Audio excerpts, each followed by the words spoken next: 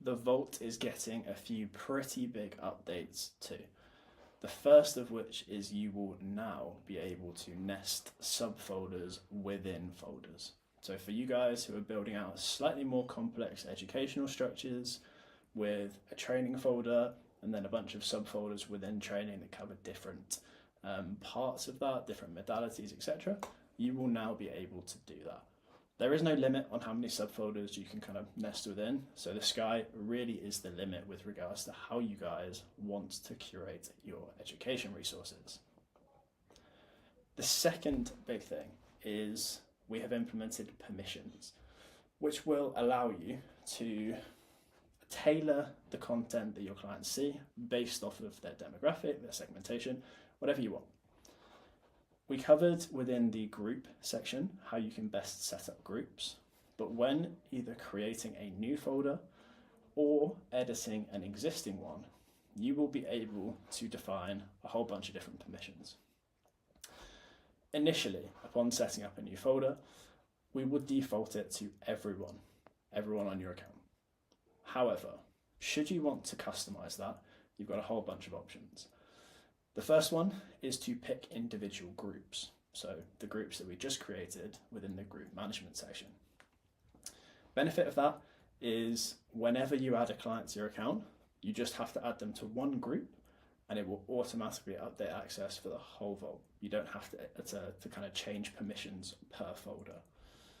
However, if you have some content that's just relevant to a few select clients, you can add individual clients to it as well. I've got a few set up already. This one, for example, more geared towards female athletes or female like lifestyle clients, because it's about knowing your cycle. So within permissions, I just added the group for female clients. That means that only people in that group will be able to see this folder. This one, this is just content for my clients. If I'm on a team, part of the team, you might want content that's just relevant to your clients. Again, I have used a group that I created for just my clients. Then we have perhaps internal team resources, stuff that you might want to share with your team members, team admins, people who are on your coaching team.